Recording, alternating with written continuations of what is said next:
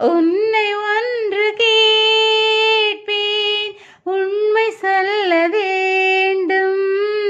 என்னை பாட சொன்னால் என்ன பாடத் தோன்றும், என்ன பாடத் தோன்றும். தனிமையில்